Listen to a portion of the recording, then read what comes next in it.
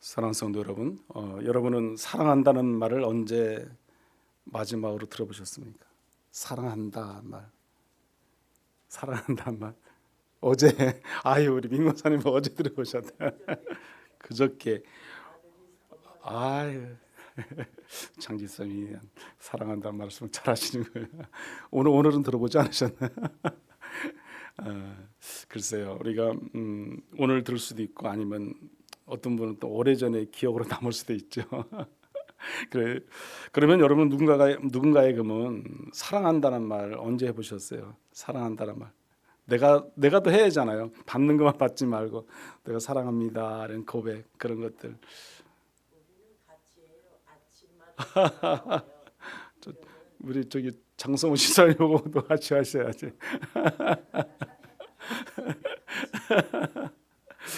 그래요. 이 사랑한다는 말이 이렇게 쉽지가 않아요. 사실 저는 이 말이 참 어렵다는 생각을 합니다.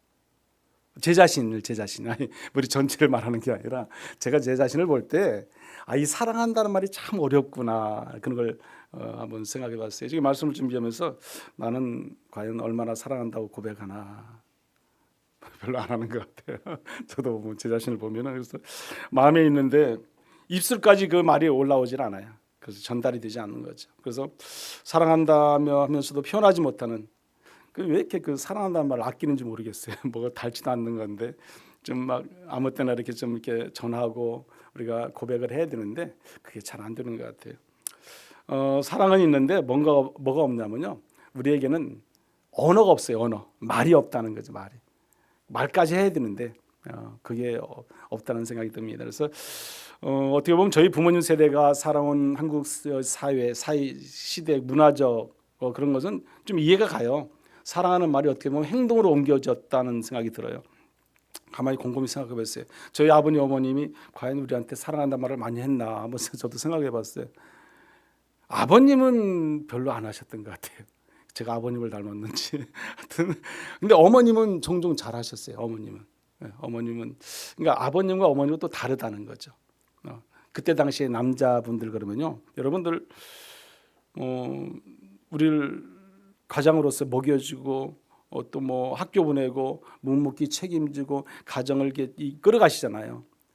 어떻게 보면요, 그것이 사랑한다는 표현일 거예요. 그것이 나는 내가 할 일을 다 한다, 책임 있게 감 있게 하고 있다, 그거 아니겠어요? 말로는 표현이 안 되지만 우리의 일로 행동을 통해서 어떻게 보면 내가 너희들을 사랑하고 있어, 이제 그런 거 아니겠어요? 우리가 이제 이렇게 생각한다면 아버지라는 자리는 늘 말없이 침묵으로 일관하시면서 그 자리를 지키시는 게 아버지잖아요. 그게 어떻게 보면 아버님이 최선의 사랑이죠. 최선의 사랑. 물론 언어로 우리가 고백하지는 않았다 할지라도 우리가 6.25 전쟁과 어떤 뭐 가난과 이런 산업화형 바뀌어지고 이 나라가 또 막 여러 가지로 얼마나 어려운 시대를 겪었습니까? 그런 시대 속에서 우리가 문화적인 어떤 뭐 그런 것도 있겠지만 사랑한다는 고백이 쉽지가 않았을 거라는 거죠. 이해가 되더라는 거죠. 저희들 또 60이 넘어서 보면은 저도 베이비붐 시대의 사람이잖아요.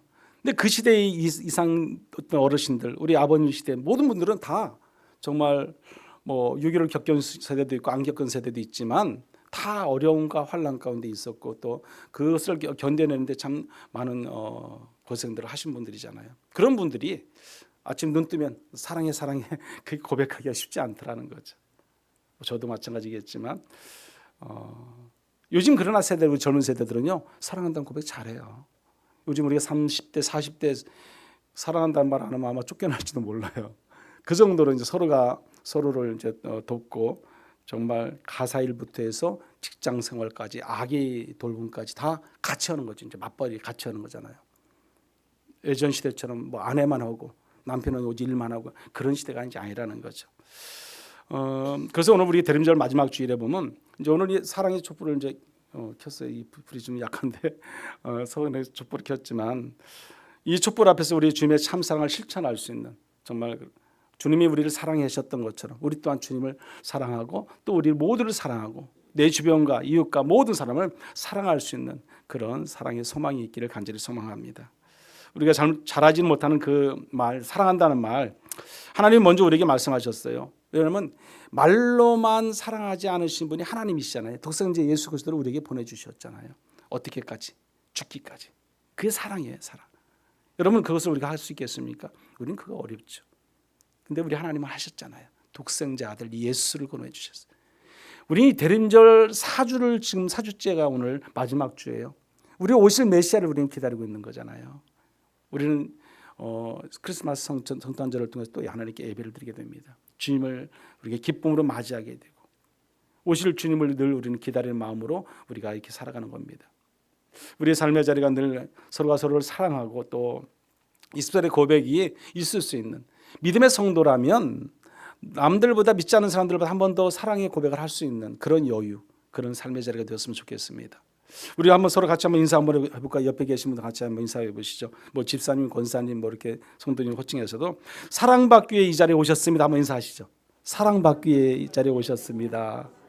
네. 한 번 더 인사하겠습니다. 하나님이 집사님, 권사님을 사랑하십니다. 한 번 더 인사하세요. 네. 하나님이 여러분들 모두를 사랑하십니다. 네. 우리가 사랑하는 것이 뭐 쉽진 않지만 그래도 우리가 사랑을 해야 되는 거지 어떻게든지. 그러니까 종종 보면 우리 가만히 생각해 보면 어떤 사람은 나에게 특별히 해주는 거 없는 사람인데도 특별히 나에게 도움이 안 돼도 그냥 좋은 사람이 있어요.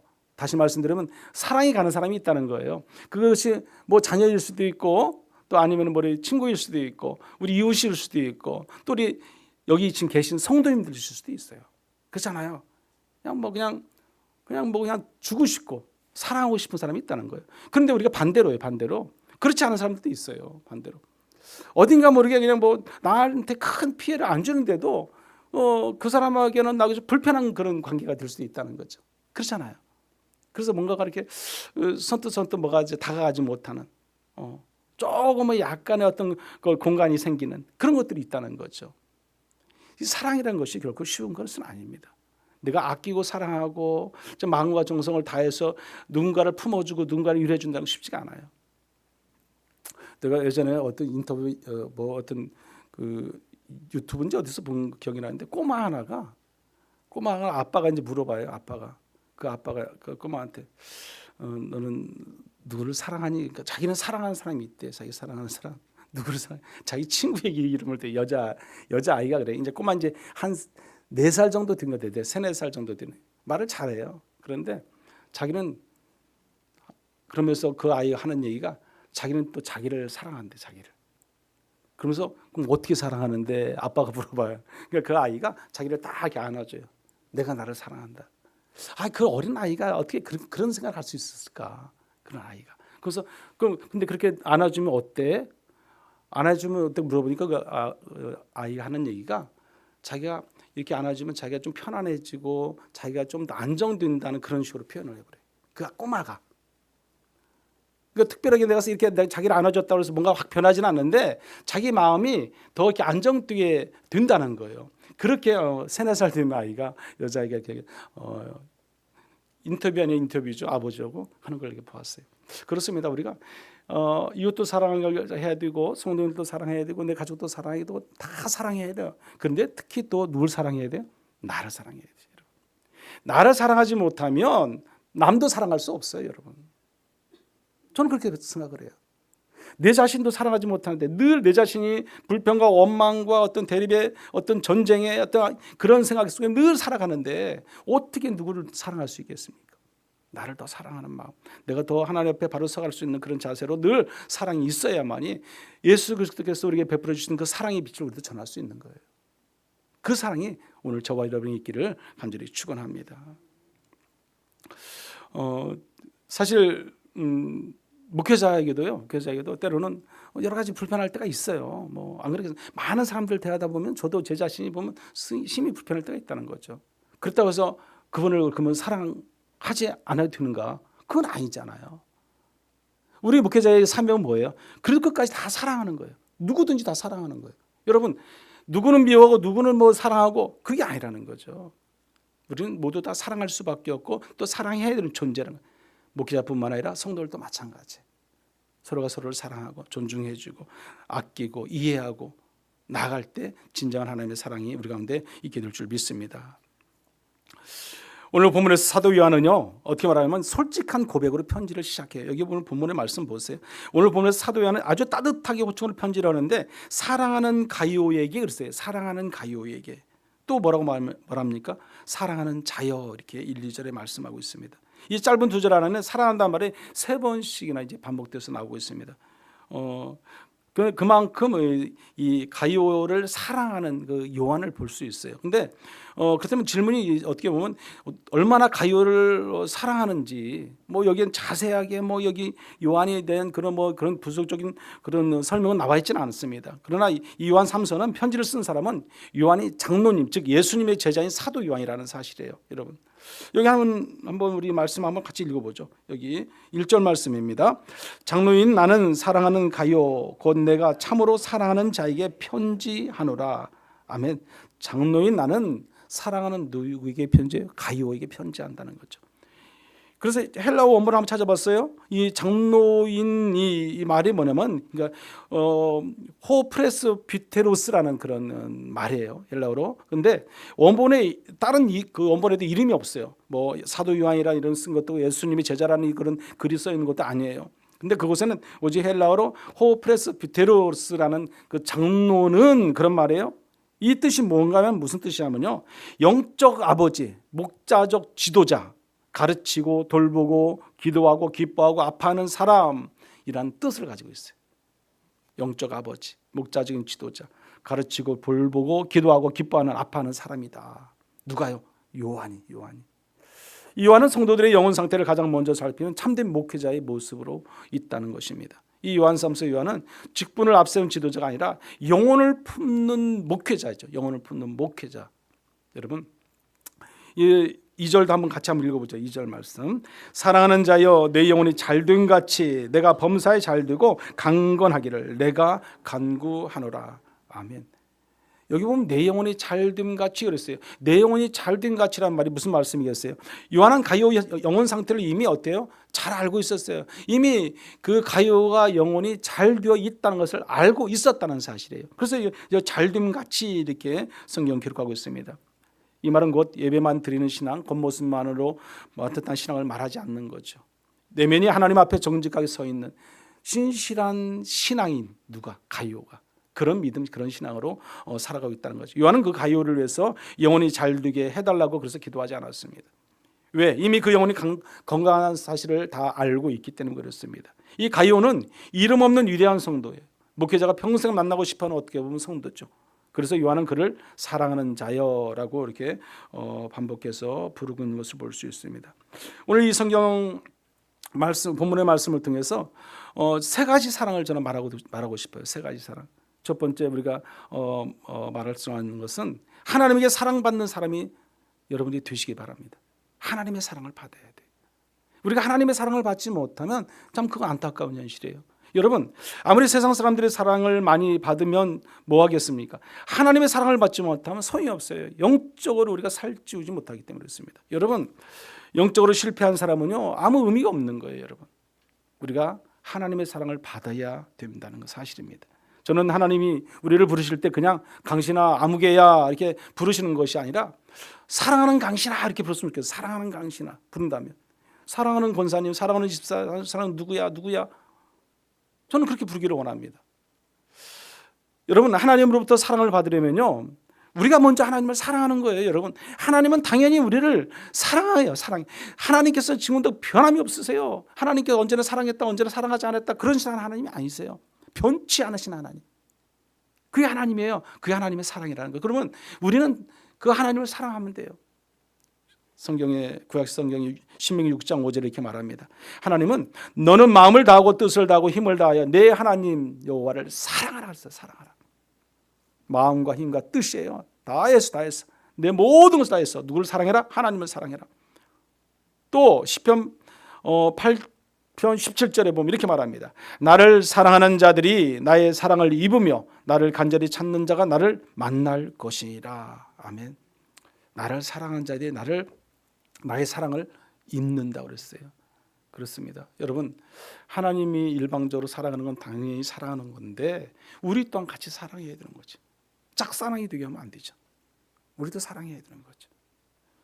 여러분, 하나님께 사랑받는 사람이란 특별한 일을 해내는 사람이 아니에요. 여러분, 하나님의 마음을 떠나지 않는 사람이죠. 늘 하나님과 동행하는 사람, 하나님 안에서 살아가는 사람, 하나님의 임재 속에서 늘 살아가는 사람을 말하고 있어요.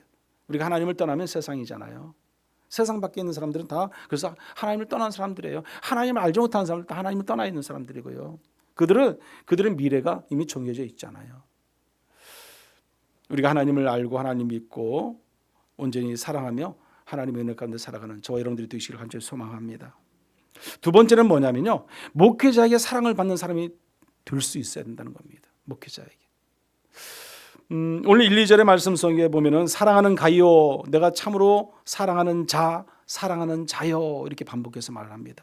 여러분도 가요처럼 주의 종들과 좋은 관계를 유지하는 것이 뭐냐면요, 복이에요. 복, 은혜죠. 여러분, 왜냐하면 목회자는 주의 일을 하는 주의 종들입니다. 그러면 특별히 목회자는 여러분들에게 은혜의 통로가 될 수 있는 거죠. 은혜의 통로. 그래서 내가 아무리 교회 열심히 다녀도요, 목회자의 관계가 불편하면요, 그거는 은혜 받을 수 없어요. 은혜가 쉽지 않습니다. 여러분, 제가 목회자인데 분명히 저 자신도 그런 경험을 해봤어요. 예전에 부교육자 시절 때 보면 그 담임 목회자와 제가 부교육자 생활을 하니까 한 번은 어떤 뭐 그 일을 자세히 말씀드릴 수는 없지만 어떤 불편했겠어요. 근데 그 불편을 누가 느껴요? 저만 느껴요. 저만. 담임 목사님 전혀 느끼지 않아요. 저 혼자. 그래서 내가 너무 힘든 거예요. 그러니까 뭐예요? 은혜가 안 돼요. 은혜가 안 돼. 근데 결국 손해는 누가 봐요? 내가 봐요. 내가. 목사님은 전혀 몰라. 저만 알아. 저만 은혜를 못 받아. 그리고 누구 손해예요? 제 손해지, 제 손해지. 다시 기도하시. 다시 기도. 하나님 사랑하게 해주세요. 하나님 더 하나님 앞에 바로 서게 해주세요. 내가 열심히 교회에 다니고 잘 믿으려 하는데 목사님 관계가 불편하다고 한번 생각해 보세요. 목사님 설교가 여러분 귀에 들어가겠어요? 안 들어오죠. 막힐 수밖에 없다는 거죠. 그러면 은혜가 안 되는 거죠. 그러면 결국 손해가 누구다? 여러분이 성도님들이 될 수도 있는 거죠. 그래서 목회자와 성도가 관계가 정말 친밀해야 돼요. 좋아야 돼요. 그때 은혜가 있습니다. 여러분, 그러나 반대로 목회자의 관계가 좋고 사랑받는 사람이 어떻게 되겠어요? 좋은 관계를 계속 형성하고 있다. 그러면 교회 다니는 것처럼 얼마나 행복한 줄 모릅니다. 그게 은혜라는 사실이에요.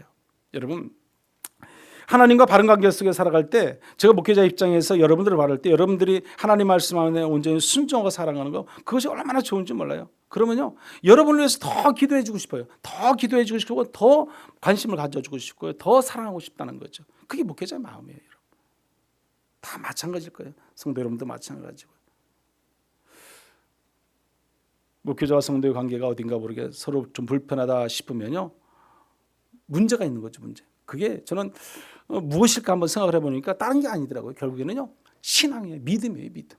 우리의 믿음, 자세, 신앙. 과연 성도가 하나님과 어떤 관계로 얼마나 친밀감 속에서 얼마나 하나님을 잘 믿고 의지하며 살아가는가, 그렇지 않는가에 따라서 목회자의 관계도 불편해질 수 있고 좋을 수 있다는 사실이에요. 여러분들도 아마 공감하실 줄 믿습니다. 우리가 하나님 말씀에 온전히 순종하고 그 말씀 가운데 살아갈 때 우리는요, 목회자하고도 좋은 관계가 이루어지고 또 성도와의 좋은 관계가 이룰 줄 믿습니다. 사랑하는 성도 여러분, 저는 여러분이 뭐 저에게 막 많은 것을 막 주고 사주고 뭐 비싼 음식을 사드리고, 저는 그걸 원치 않는 거죠. 그것이 원하는 것이 아니라 하나님의 말씀 가운데 온전히 순종하고 하나님 말씀대로 살아가는 거. 그래서 신앙을 지키고 믿음을 지키고 살아가는 거. 저는 그것을 원하는 거예요, 여러분. 그리하면요, 그 가운데 놀라운 하나님의 역사가 있습니다. 은혜가 있습니다. 저도 있고 여러분도 있고 교회도 있게 된다는 사실입니다. 세 번째는요, 성도들과 주변 사람들에게 사랑을 받는 사람이 될 수 있어야 된다는 것입니다. 여러분, 우리는 모두가 모든 주변 사람, 내가 서 있는 이 주변 모든 사람들로부터 우리는 사랑을 받아야 돼요. 그렇습니다. 우리는 먼저 하나님에게 사랑받는 사람이 되어야 되는 거고 당연한 것이고요. 또 더불어 가족에게 그리고 주변 사람들에게 그리고 성도들에게 사랑을 받고 살아가는 존재가 되어야 된다는 겁니다. 오늘 본문의 말씀 여기 보면 3절 4절에 보면 이렇게 말합니다. 우리 3절 4절 말씀도 한번 같이 읽어보죠. 형제들이 와서 내게 있는 진리를 증언하되 내가 진리 안에서 행한다 하니 내가 심히 기뻐하노라. 내가 내 자녀들이 진리 안에서 행한다 함을 듣는 것보다 더 기쁜 일이 없도다. 아멘. 이게 무슨 뜻입니까? 형제들 즉 다른 교회 지도자나 또 다른 성도들이 요한 사도에게 와서 가요에 대해서 소식을 전해준다는 것에 말하고 있어요 지금요. 근데 뭐라고 전했냐면요, 가요가 진리 안에서 행한다는 거예요. 진리 안에서 가요가. 그러니 이 말을 들은 요한이 목사님이 얼마나 기쁨이 좋겠습니까? 다른 사람들이 가요를 칭찬하고 믿음을 칭찬하고 신앙 안에서 온전히 하나님 말씀대로 살아가고 있음을 말해줄 때 요한은 얼마나 기쁨이 있겠어요, 여러분. 그래서 3절에 보면은 뭐라고 말씀해요? 내가 심히 기뻐한다고 했어요. 내가 심히 기뻐하노라 후미에 보면요. 그리고 4절에 뭐라고 말합니까? 내가 내 자녀들이 진리 안에서 행한다 함을 듣는 것보다 그랬어요. 더 기쁜 일이 없다. 그보다 더 좋은 기쁜 일이 없다. 분명히 요한은 말하고 있습니다. 여러분, 우리는 사랑을 받아야 할 존재들이에요. 사랑을 받아야 돼요. 우리가 사랑을 받기 위해서는 그러면 어떻게 해야 되겠습니까? 사랑해야 되는 거죠, 여러분. 다른 게 없어요. 사랑해야 돼요. 그 꼬마 어린아이가 정말 자기를 품에 안고 자기를 사랑한다고 고백하는 것처럼 그 아이가 뭘 알겠어요? 그 아이가 또 부모들이 막 그렇게 가르쳤겠어요? 그런데 그렇게 말을 해요. 그 아이는 아마 제가 보기에는 잘 성장할 것 같아요. 부모님의 사랑도 많이 받고 자기가 자기 자신도 사랑하고 얼마나 잘 자라겠어요. 우리가 그 사랑 가운데 살아가야 되는 거죠. 내가 먼저 누군가를 위해서 더 이해하고 존중해주고 사랑하고 나가는 거, 그게 하나님의 마음이에요, 여러분. 여러분 탕자의 비유에서 늘 말씀드리지만 그 아버지가 어떻게 해요? 아버지 목자 되신 그 아버지가 날마다 자기 재산 절반 다 가지고 나간 그 아들들 탕자가 돌아오기만을 기다리잖아요. 어떻게 보면 괘씸할 수도 있잖아요. 나가서 죽든지 말든지 내가 뭐 상관없어. 탕진했잖아요. 모든 재산 탕진하고 호랑이방탕한 생활을 했잖아요.